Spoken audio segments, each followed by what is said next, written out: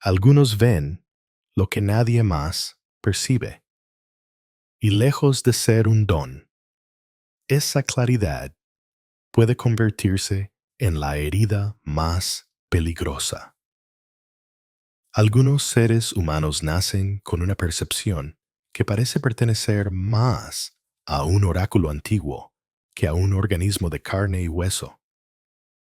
No miran el mundo como lo hacemos la mayoría, filtrando lo incómodo y sosteniendo las máscaras que permiten que la vida cotidiana se mantenga en pie.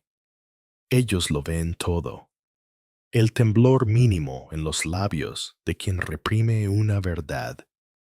La contradicción que se esconde detrás de una frase aparentemente inocente. La tensión en el aire de un grupo que finge armonía. No necesitan que se les explique nada, porque su intuición se adelanta a cada gesto, a cada silencio, a cada secreto. Y aunque esto pueda sonar como un don, Jung lo llamó un descubrimiento peligroso, porque cuando la conciencia se afila demasiado, el filo comienza a cortar no solo las ilusiones de los demás, sino también los lazos que nos conectan con ellos. Imagina lo que significa vivir cada día atravesado por esa lucidez. Entrar en una sala y sentir, sin esfuerzo. ¿Qué persona carga con un resentimiento que nunca se atreverá a expresar? ¿Quién finge sonreír mientras su mundo interior se derrumba? ¿Quién habla con seguridad, pero en el fondo se encuentra al borde del vacío? Para cualquiera sería un poder extraordinario. Para quienes lo poseen, se convierte en un tormento. Porque la mente humana no está hecha para cargar con la totalidad de lo inconsciente ajeno. Lo que no vemos es precisamente lo que nos permite vivir en relativa paz. Lo invisible sostiene la normalidad. Quien lo percibe todo no vive en esa normalidad. Habita en un estado de vigilia perpetua que agota, aísla y consume. Carl Jung comprendió este dilema en el transcurso de su práctica clínica. Lo llamó percepción diferenciada. La capacidad de captar los contenidos inconscientes de los demás con una claridad que bordea lo insoportable, y lo consideró peligroso, porque descubrió que estas personas, lejos de sentirse fortalecidas, terminaban atrapadas en una paradoja cruel. La sociedad los rechaza no porque estén equivocados, sino precisamente porque tienen razón. Al exponer lo que todos callan, se transforman en espejos que nadie quiere sostener frente a sí. Y como nadie tolera verse reflejado con sus contradicciones desnudas, la respuesta habitual es la incomodidad, el rechazo o incluso la hostilidad. Por eso, este don puede aislar más que cualquier enfermedad. No se trata de perder la razón, sino de tener demasiada razón en un mundo que necesita consensos invisibles para sobrevivir. La humanidad se sostiene gracias a pactos no dichos. Fingir que ciertas tensiones no existen. Aceptar verdades a medias. Callar lo que incomoda. Los altamente perceptivos rompen esos pactos sin querer. Simplemente al existir. Y cuando lo hacen, se convierten en perturbadores del orden colectivo. Su sola presencia recuerda lo que los demás desean enterrar. En lugar de ser celebrados, son tratados como amenazas. Jung veía en ellos un espejo de su propio viaje interior. Después de romper con Freud, él mismo atravesó un período de intensas visiones, de contacto con el inconsciente tan vivo que rozaba la locura. De allí surgió su comprensión. Ver demasiado puede ser tan destructivo como no ver nada. La conciencia necesita un límite, un velo que la proteja. Sin ese velo, el ser humano queda desbordado, incapaz de diferenciar lo propio de lo ajeno. La visión que revela puede ser la misma que aniquila, y sin embargo, hay algo magnético en esta condición. Nos fascina la idea de quienes poseen esa mirada penetrante que descubre la verdad oculta, como si fueran guardianes de un conocimiento secreto. Quizás porque en lo más hondo de nuestra psique intuimos que todos cargamos con una sombra que no queremos enfrentar. Y sospechamos que esas personas son capaces de verla con una claridad aterradora. Pero lo que olvidamos es el precio que pagan. No se trata de un juego de adivinación, ni de un truco de magia. Se trata de vivir en carne propia la incomodidad que los demás evitan. Se trata de cargar con el dolor colectivo como si fuera propio. La visión peligrosa de la que habló Jung no es un privilegio. Es una prueba, una invitación forzada a vivir en un nivel de conciencia para el cual la mayoría no está preparada. Y esa preparación, o la ausencia de ella, define si este don se convierte en fuente de sabiduría o en causa de aislamiento. En palabras de Jung, el peligro no reside en la percepción misma, sino en la soledad existencial que crea cuando alguien ve lo que los demás no pueden o no quieren ver. Se transforma en un espejo insoportable para el grupo. Y el espejo, tarde o temprano, termina roto. Así comienza la historia de un descubrimiento que Jung describió como el más peligroso de su carrera. No porque revelara una patología desconocida, sino porque mostraba el límite de lo humano. ¿Hasta dónde puede llegar la conciencia antes de volverse contra sí misma? En 1913, en medio de su propia tormenta interior, tras la ruptura con Freud, Jung recibió a una paciente que marcaría un antes y un después en su comprensión de la psique. No era una mujer común en el sentido psicológico.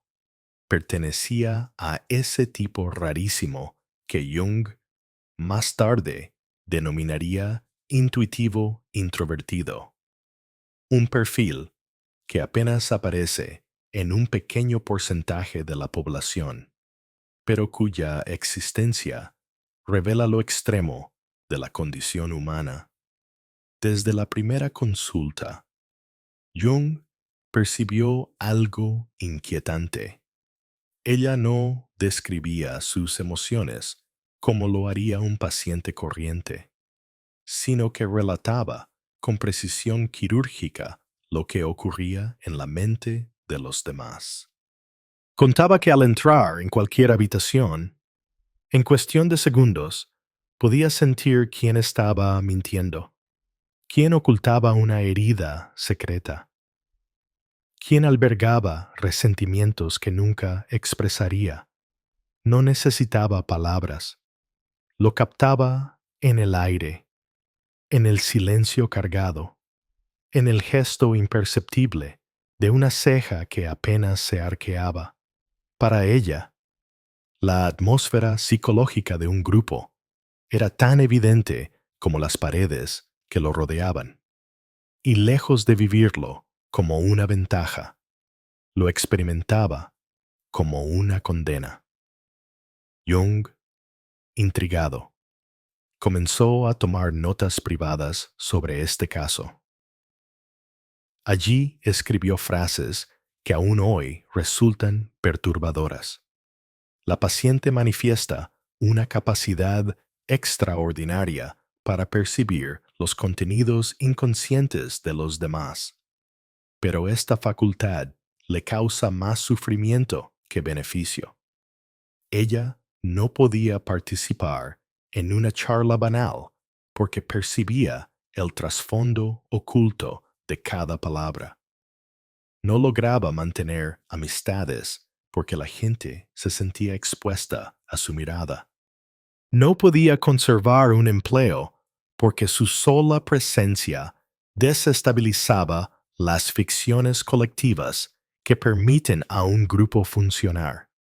Lo que Jung observaba no era delirio, ni psicosis, ni una distorsión de la realidad.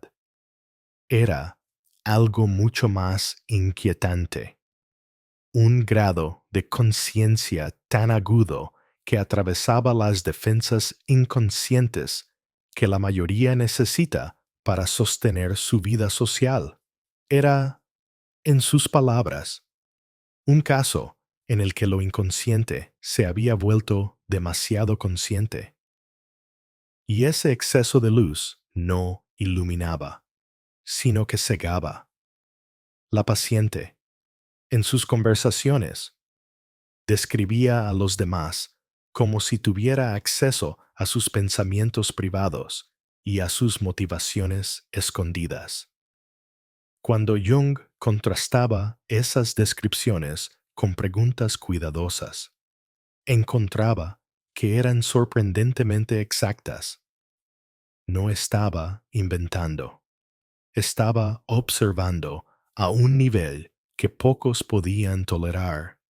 Pero esa exactitud era, a la vez, su mayor desgracia, porque cuanto más clara era su visión, más zancola se quedaba. Jung entendió, entonces, que no estaba frente a una enfermedad que debía curar, sino frente a un umbral que la mente humana apenas podía atravesar sin quebrarse. Esta mujer no estaba loca, estaba demasiado consciente. Y en esa conciencia excesiva se encontraba la raíz de su sufrimiento.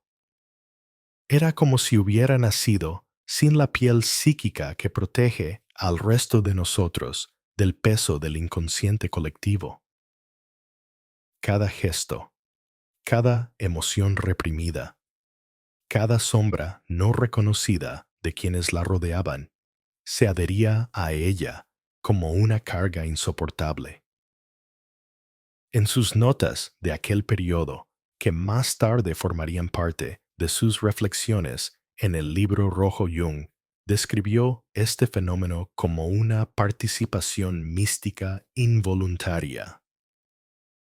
La paciente no solo captaba las comunicaciones conscientes, sino la totalidad de la atmósfera inconsciente que impregnaba su entorno. Vivía en un estado de contagio psíquico permanente, donde el límite entre lo propio y lo ajeno se desdibujaba. Y cuanto más afinada era su percepción, más se diluía su identidad. La historia de esta mujer revela la paradoja esencial del don peligroso. La capacidad de ver con tanta claridad lo oculto puede deshacer los cimientos mismos de la vida social. Lo que para la mayoría permanece velado, para ella era evidente y brutal. Y esa evidencia, lejos de liberarla, la aprisionaba en una soledad insoportable. Jung anotó: el peligro no está en la visión, sino en la imposibilidad de compartirla. La maldición de la conciencia es que no puede ser transmitida a quienes no la poseen. Este caso llevó a Jung a una conclusión que marcaría su obra: cuando el inconsciente se hace demasiado consciente, el individuo corre el riesgo de convertirse en un exiliado dentro de su propia especie, no porque esté enfermo, sino porque vive en un nivel de percepción que el resto no reconoce ni acepta. La mujer de 1913 era un espejo demasiado nítido en el que nadie quería mirarse. Y, como sucede siempre con los espejos incómodos, la sociedad prefería romperlo antes que aceptar lo que reflejaba. De esta manera, el encuentro con esa paciente no solo impactó a Jung en lo clínico, sino también en lo personal. En medio de sus propias visiones y crisis internas, él descubría en ella un reflejo de sus propios peligros. La delgada línea que separa la lucidez de la locura, la revelación del aislamiento, el conocimiento de la disolución. Fue en esa encrucijada donde nació la idea de que la conciencia, sin integración, se convierte en un arma de doble filo. El caso clínico de 1913 no es solo una anécdota en la historia de la psicología. Es la puerta de entrada a un problema humano universal. ¿Qué ocurre cuando vemos demasiado? ¿Qué precio se paga cuando la sombra de los demás se hace tan evidente que ya no podemos fingir ignorarla? Para Jung, la respuesta estaba clara: lo inconsciente. Cuando se vuelve demasiado consciente, no libera. Amenaza con devorarlo todo. Jung, fascinado por lo que había observado en aquella paciente de 1913, comenzó a explorar con mayor detalle cómo se manifestaba este don peligroso en diferentes individuos. Descubrió que no todos los que poseían esa percepción extrema la experimentaban del mismo modo. Había matices, configuraciones internas que determinaban el tipo de sufrimiento y también la posibilidad de integración. En sus escritos, llegó a identificar 4 patrones principales, como si fueran 4 rostros de un mismo enigma, las formas en que la intuición introvertida podía desplegarse en la psique humana.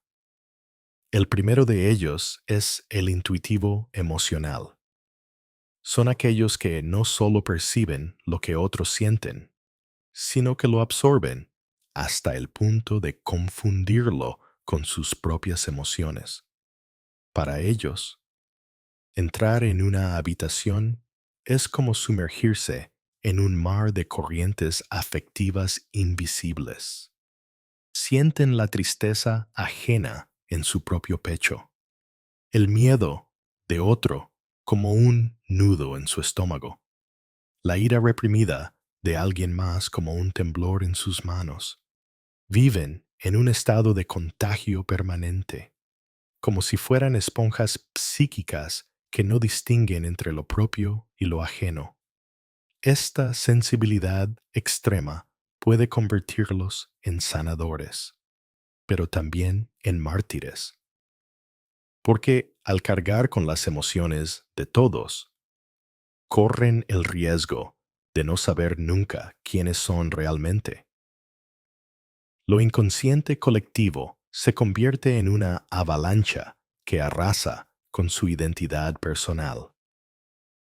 El segundo patrón es el intuitivo racional. Estos individuos poseen una capacidad inquietante. Perciben los patrones ocultos detrás de los comportamientos y, sin necesidad de razonamientos explícitos, anticipan los desenlaces inevitables. Pueden prever el fracaso de una relación mucho antes de que sus protagonistas lo sospechen, vislumbrar la ruina de un proyecto empresarial o presentir el colapso de una persona que aparenta estabilidad. No se trata de adivinación mágica, sino de una forma de reconocimiento inconsciente. Captan la dirección de los procesos antes de que se hagan visibles. Jung escribía que estas personas ven el final desde el principio, y esa visión, en lugar de darles poder, los condena a la impotencia de observar cómo lo inevitable se cumple sin que nadie los crea o los escuche. ¿Qué carga más amarga que prever el desastre y no poder impedirlo? El tercer tipo es el intuitivo sensorial. Un perfil todavía más desconcertante. Son capaces de percibir las manifestaciones físicas del malestar psíquico en los demás, antes incluso de que aparezcan los síntomas clínicos. Detectan una enfermedad en el brillo apagado de los ojos. Perciben un colapso nervioso en la tensión del cuerpo. Sienten un cansancio profundo en la forma en que alguien respira. Actúan como sistemas de alarma vivientes, portadores de un radar invisible que capta la fragilidad antes de que el propio sujeto la reconozca. A menudo, quienes los rodean los tildan de exagerados o hipocondríacos, pero con el tiempo, sus advertencias se confirman con una exactitud perturbadora. Este don, que podría salvar vidas, suele condenarlos a ser ignorados o rechazados, porque nadie quiere escuchar la verdad de su propio deterioro antes de estar preparado para aceptarla. Y finalmente, está el cuarto tipo, el más raro y trágico, el intuitivo puro. A diferencia de los anteriores, que combinan la intuición con alguna función auxiliar sentimiento, pensamiento o sensación. El intuitivo puro vive sumergido en un torrente de percepciones sin estructura. Ve demasiado, todo al mismo tiempo, pero carece de un marco interno para organizar o expresar lo que percibe. Vive en un estado de sobrecarga perpetua, como si tuviera demasiados canales abiertos y ninguna forma de cerrarlos. Estos individuos son los más vulnerables, porque la abundancia de información inconsciente los satura hasta el punto de paralizarlos. Jung observaba que muchos de ellos caían en la confusión, en el aislamiento o en un silencio abismal, incapaces de traducir su visión en palabras comprensibles. Son como antenas que captan señales cósmicas, pero cuyo receptor se quiebra bajo la intensidad de la transmisión. Cada uno de estos cuatro patrones revela una faceta de lo que Jung consideraba un fenómeno único. la percepción diferenciada que se vuelve demasiado consciente. Y en cada caso, lo que al principio parece un regalo extraordinario termina convertido en un desafío existencial. El intuitivo emocional se pierde en la marea de sentimientos ajenos. El racional se condena a la angustia de prever lo que nadie quiere escuchar. El sensorial carga con la responsabilidad de advertir sobre peligros invisibles. El puro se ahoga en su propio exceso de lucidez. Escuchar estas descripciones puede provocar fascinación, pero también un escalofrío, porque lo que Jung documentaba no eran rarezas aisladas, sino posibilidades latentes en la condición humana.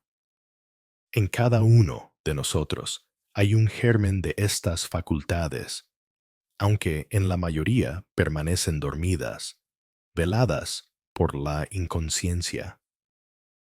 ¿Qué pasaría si un día despertaran en ti? ¿Qué harías si de pronto comenzaras a sentir con precisión las emociones de todos los que te rodean, o a prever desenlaces ineludibles con la misma certeza con la que sabes que la noche seguirá al día? Lo inquietante de los patrones descritos por Jung no es sólo que existan, sino que demuestran hasta qué punto la mente humana puede abrirse a niveles de realidad que trascienden lo soportable. Cada tipo es una advertencia, un espejo que refleja los límites de nuestra capacidad para sostener la verdad. Y al contemplarlos, no podemos evitar preguntarnos si lo que llamamos normalidad no es más que un delicado pacto para mantener esas facultades dormidas, para protegernos del exceso de claridad. Jung lo intuía. En cada caso, el peligro no estaba en la percepción en sí, sino en la soledad que creaba. Quien ve demasiado se convierte en extranjero entre los suyos, prisionero de una lucidez que nadie comparte. Esa es la verdadera tragedia de estos 4 patrones. Muestran que lo extraordinario, sin integración, se convierte en una carga insoportable. Jung comprendió que la percepción diferenciada no era sólo una curiosidad clínica, sino un desafío que ponía en peligro la estructura misma de la vida psíquica y social. Lo que parecía un don extraordinario llevaba consigo 3 peligros específicos que, en conjunto, explicaban por qué tantos individuos con esta facultad terminaban atrapados en el sufrimiento. El primer peligro era la disrupción del inconsciente colectivo. Las sociedades, decía Jung, no se sostienen únicamente por leyes escritas o acuerdos conscientes, sino por un tejido invisible de pactos tácitos. Todos compartimos una decisión silenciosa: fingir que ciertos problemas no existen, ignorar tensiones que, si fueran nombradas, desestabilizarían al grupo entero. Son acuerdos de inconsciencia, ilusiones compartidas que permiten que la vida continúe. El individuo, con percepción diferenciada, sin querer, rompe esos pactos. Su mirada revela lo que debía permanecer oculto para que el conjunto funcionara. Detecta la hipocresía en una familia que finge armonía. Señala el resentimiento en una organización que se proclama unida. percibe el miedo en una comunidad que insiste en sentirse fuerte. No necesita decirlo en voz alta. Basta con su presencia para que los demás se sientan expuestos. Y ese desajuste es percibido como una amenaza. El resultado es que el grupo reacciona expulsando o aislando a quien lo revela. No porque mienta, sino porque su visión destruye el delicado equilibrio de las ilusiones colectivas.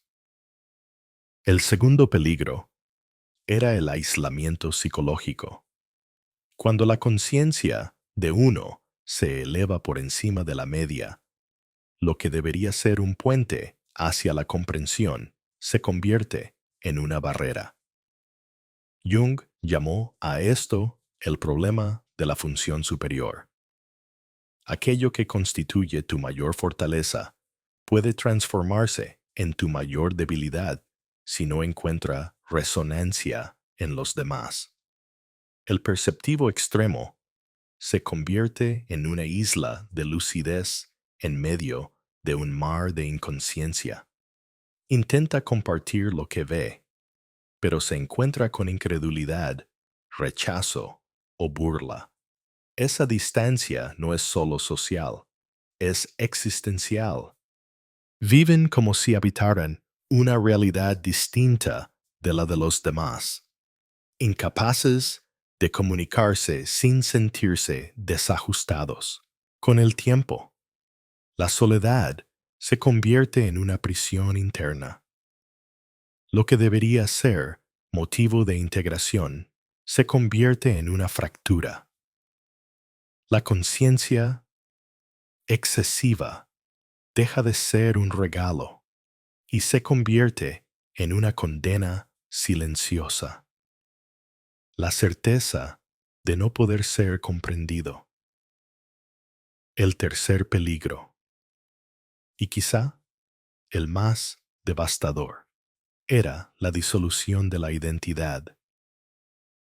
Cuando alguien percibe de manera tan intensa las emociones, pensamientos y tensiones inconscientes de los demás, corre el riesgo de perder el contacto con su propio centro. Jung describió este fenómeno con el término participation mystique. El individuo deja de diferenciar entre su vida interior y la atmósfera psíquica de su entorno. Lo que debería ser una frontera clara, esto soy yo, esto eres tú, se diluye hasta desaparecer. La persona se confunde con el colectivo, absorbe contenidos que no le pertenecen y termina habitando un estado de fusión psicológica que la despersonaliza. No es solo soledad, es aniquilación interior. La identidad se disuelve en un océano de inconsciencia compartida y el individuo deja de saber dónde empieza y dónde termina su propio ser. A este triple peligro se sumaba otro fenómeno que Jung observó con frecuencia en su práctica, la proyección de la sombra.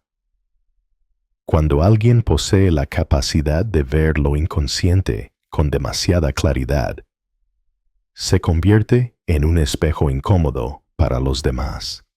La gente, en lugar de integrar lo que ve reflejado, reacciona atacando al espejo. El perceptivo es acusado de inventar problemas, de ser negativo, de crear conflictos donde no existen. Pero lo que en realidad ocurre es que los otros no soportan ver expuestas sus propias sombras.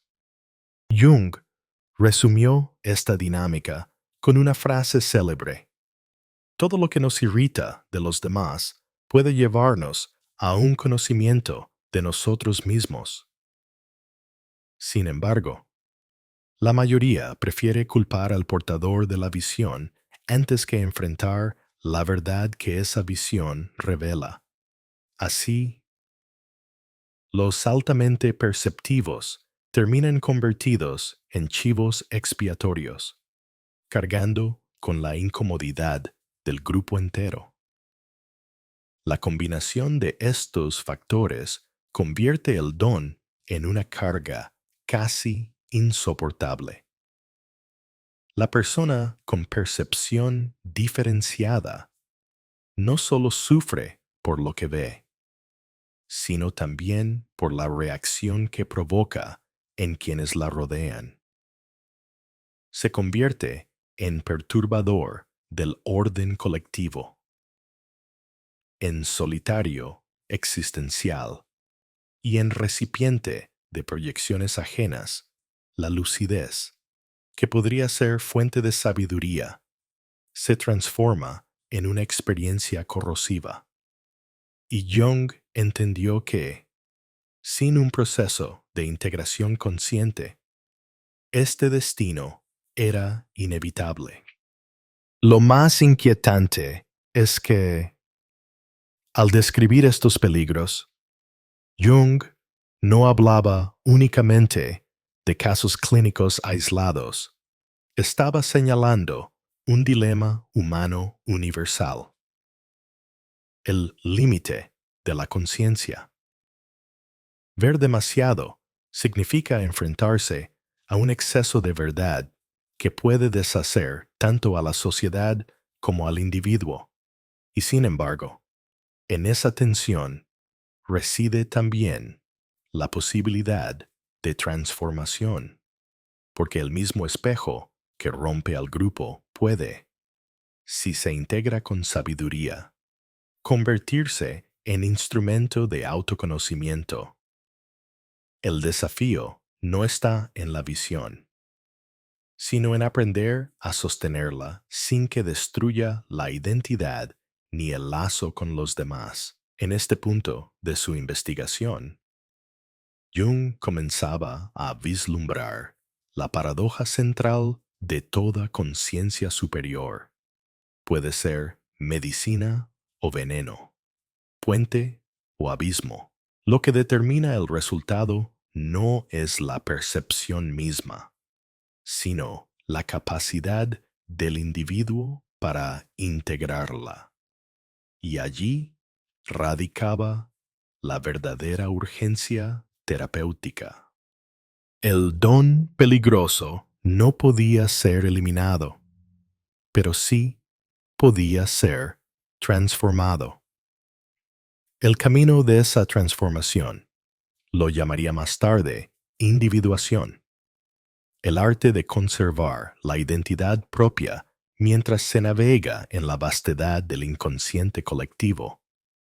Frente a este panorama sombrío, Jung comprendió que no bastaba con describir los peligros de la percepción diferenciada. Había que encontrar un modo de sostenerla, de convertirla en fuente de sentido y no en condena. Fue así como elaboró lo que llamó el camino de la individuación, un proceso de integración psicológica que buscaba transformar el don peligroso en sabiduría.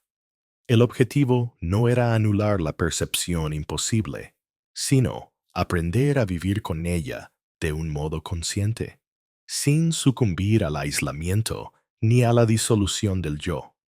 El primer paso consistía en distinguir lo propio de lo ajeno.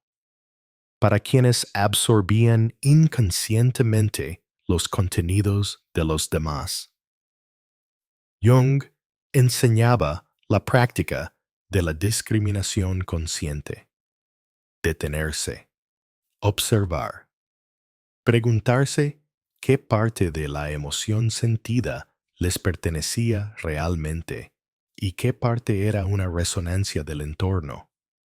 Este ejercicio, que parece simple, resultaba decisivo porque establecía un límite donde antes reinaba la confusión. Jung insistía en que el individuo debía reservar espacios de soledad y silencio, permitiendo que las emociones decantaran hasta reconocer su voz interior auténtica. Solo así podía recuperar el derecho a ser sujeto y no mera pantalla de los demás. El segundo paso era enfrentar la propia sombra. Jung había observado que muchos de los altamente perceptivos se obsesionaban con las sombras ajenas precisamente porque no querían mirar la suya. Cuanto más negaban su capacidad de ser egoístas, crueles o manipuladores, más perturbados quedaban ante esas mismas cualidades en los otros. Por eso, la integración exigía una confesión radical. Aceptar que uno también contiene todo aquello que señala afuera. Reconocer la propia oscuridad no como condena, sino como condición de la totalidad. Jung escribía que lo que negamos en nosotros mismos nos esclaviza y que sólo al abrazar esa sombra interna se podía ver la de los demás sin odio ni superioridad. Integrar la sombra convertía la percepción en espejo compasivo, no en juicio devastador. El tercer paso implicaba participar conscientemente en la vida colectiva sin perder los límites psíquicos. Jung no proponía huir del mundo ni encerrarse en una torre de marfil, porque sabía que la individuación no podía completarse en aislamiento. El reto era otro: aprender a interactuar con los demás sabiendo mantener una frontera clara. Escuchar, percibir, incluso contener las proyecciones ajenas, pero sin confundirse con ellas. Él llamaba a esto desarrollar contenedores psicológicos, la capacidad de sostener temporalmente la energía inconsciente de otros sin apropiársela, devolviéndola después de forma transformadora. De este modo, el individuo podía convertirse en puente entre lo consciente y lo inconsciente, en mediador que aportaba luz sin sacrificar su propia identidad. Jung ilustraba este dilema con ejemplos históricos. Nietzsche le parecía la encarnación de lo que ocurre cuando la percepción superior no encuentra integración.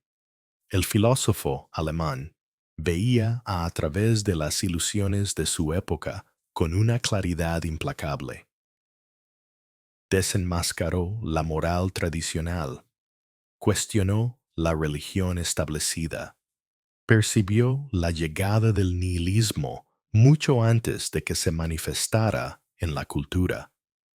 Su lucidez fue profética, pero devastadora. Nietzsche se identificó por completo con su visión. La convirtió en arma contra el mundo. Y en esa identificación perdió la posibilidad de sostener vínculos humanos. Su percepción, en lugar de nutrirlo, lo aisló hasta precipitarlo en la locura.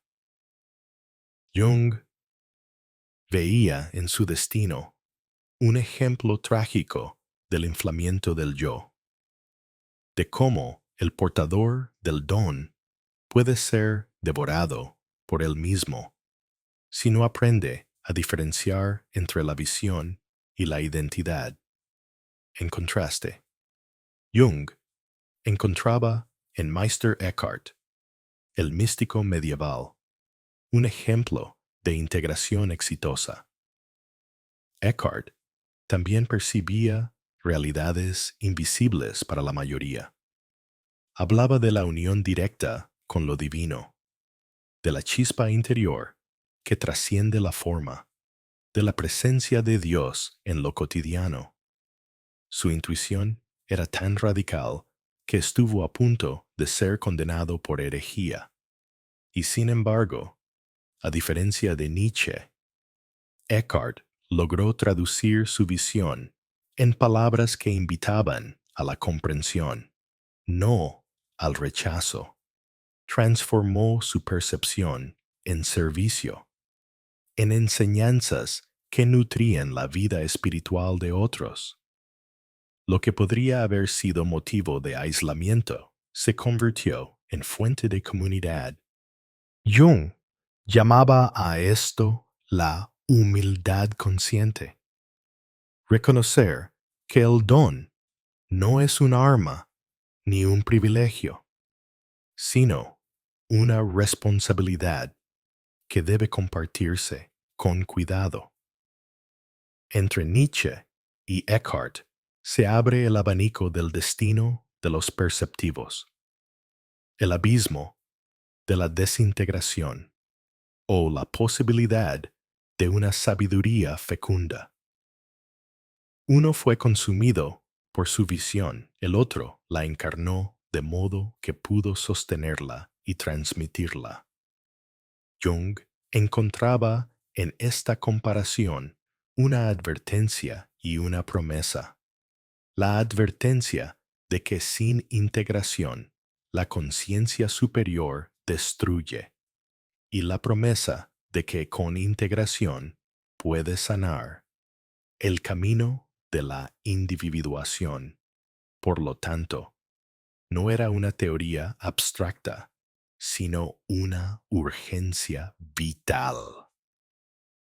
Los individuos con percepción diferenciada necesitaban aprender a separar, integrar y participar conscientemente para no caer en el aislamiento o la disolución.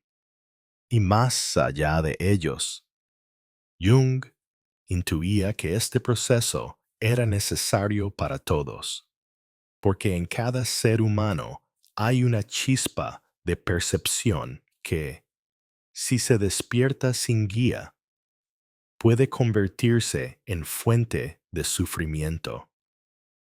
La individuación era, en última instancia, el arte de volverse entero, aceptar la propia luz y la propia sombra, distinguir lo propio de lo ajeno, y habitar el mundo con la solidez de quien sabe quién es. De este modo, Jung trazaba un camino en medio de la paradoja, la percepción extrema, peligrosa e inquietante. No debía ser suprimida ni celebrada ciegamente. Debía ser trabajada, elaborada, transmutada en conciencia madura. Solo entonces dejaba de ser maldición para convertirse en medicina. Y en esa alquimia interior se encontraba la clave para transformar el aislamiento en presencia, la lucidez corrosiva en sabiduría creadora.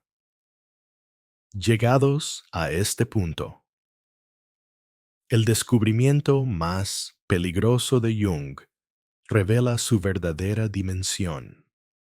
No se trata simplemente de individuos aislados con capacidades extrañas, sino de un fenómeno que toca el corazón mismo de la evolución de la conciencia, lo que la mayoría llama exceso o rareza. Jung lo reconoció como una anticipación. La presencia de personas que perciben lo que todavía permanece oculto para el colectivo. No son errores de la naturaleza, ni anomalías de la psique. Son, en palabras implícitas de Jung, pioneros de la conciencia. exploradores de territorios que algún día todos deberemos transitar. Ver demasiado no significa estar dañado. Significa haber nacido con la facultad de atravesar velos que otros necesitan para sobrevivir. Y ahí radica la paradoja. Lo que a nivel colectivo todavía no puede ser asumido, en el individuo se convierte en carga insoportable. El visionario paga el precio de llegar antes, de encarnar en su propia vida un futuro que aún no encuentra espacio en el presente. Ese desfase entre la conciencia individual y la colectiva es el origen de su dolor, pero también es la semilla de una transformación más amplia, porque lo que un individuo logra integrar en sí mismo abre camino para que la humanidad entera lo incorpore después. Jung insistía en que la verdadera tarea no era ver, sino aprender a mirar con sabiduría. El don peligroso no consiste en descubrir la sombra en los demás. Eso es casi inevitable para quienes poseen esta sensibilidad, sino en desarrollar la capacidad de sostener esa visión sin quedar atrapado en la arrogancia ni en la desesperación. La sabiduría reside en el modo de portar la mirada, con humildad, con paciencia, con la conciencia de que no somos salvadores ni verdugos, sino puentes. El desafío consiste en ver sin condenar, en percibir sin absorber, en señalar sin destruir. Quienes logran esta alquimia interior dejan de ser víctimas de su percepción y se convierten en guardianes del umbral. No imponen su visión, sino que la ofrecen como una lámpara discreta en medio de la oscuridad colectiva. No buscan reconocimiento, porque saben que la mayoría aún no está lista para recibir lo que traen. Pero su sola existencia demuestra que es posible vivir con los ojos abiertos sin sucumbir a la locura ni a la soledad. Son testigos silenciosos de un nivel de conciencia que un día podría volverse común. En contraste, aquellos que no consiguen integrar su percepción suelen quedar atrapados en dos trampas: la inflación o la disolución. Los primeros se identifican tanto con su visión que creen ser portadores de la verdad absoluta, cayendo en la arrogancia del profeta. Los segundos se desdibujan en el dolor de los demás, perdiendo su identidad hasta desmoronarse. Ambos destinos reflejan la misma dificultad: sostener la claridad sin perder el equilibrio. Jung veía en esto no solo un problema individual, sino un laboratorio de lo humano. Cada persona altamente perceptiva mostraba lo que podía suceder con la humanidad entera si la conciencia colectiva despertara demasiado rápido, sin tiempo para asimilar lo que veía. Por eso, el mensaje final de Jung no es un lamento, sino una invitación. El don peligroso puede ser devastador, sí, pero también puede transformarse en medicina cultural. Los que hoy viven como espejos incómodos son los que preparan al mundo para aceptar lo que aún permanece en las sombras. Cada acto de integración, cada esfuerzo por mantener la identidad en medio del exceso de percepción, abre camino para que otros puedan hacer lo mismo, La individuación no es solo una aventura personal, sino un servicio a la evolución de la conciencia. Ver lo que otros no ven significa caminar en soledad durante un tiempo. Pero esa soledad puede ser fértil si se la entiende como un puente. El reto no es escapar del mundo ni salvarlo a la fuerza, sino permanecer en él con la mirada clara y el corazón abierto. El auténtico pionero de la conciencia no impone, sino que inspira, no predica, sino que encarna, no busca seguidores, sino que siembra semillas invisibles que un día germinarán en la psique colectiva. Jung, que vivió en carne propia los peligros de su propia lucidez, sabía lo difícil que era esta tarea. Por eso escribió que el privilegio de una vida es convertirse en lo que uno realmente es. Para los perceptivos, convertirse en lo que son significa aceptar el filo de su mirada y aprender a usarlo con responsabilidad. No para destruir, no para exhibir, sino para transformar. En esa transformación personal se juega algo mucho más grande: la posibilidad de que la humanidad evolucione hacia una conciencia más plena.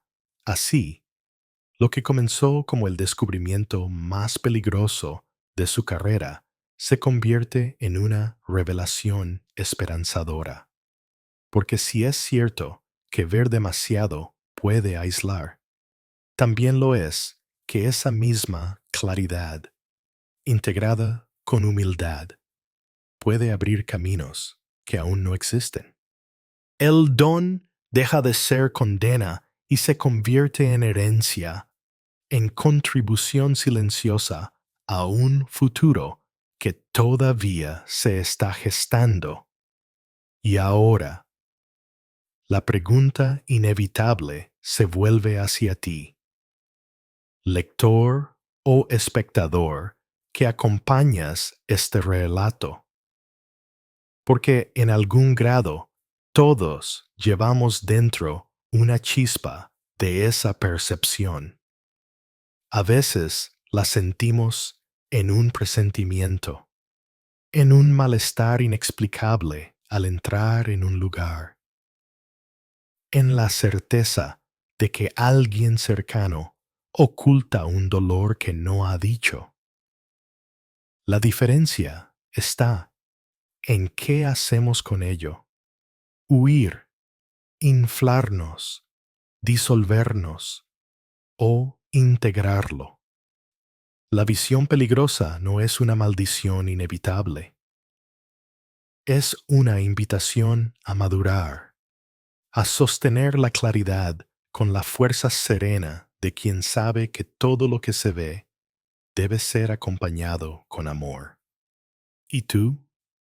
¿Lo que ves en silencio es una maldición o la semilla de tu verdadera transformación?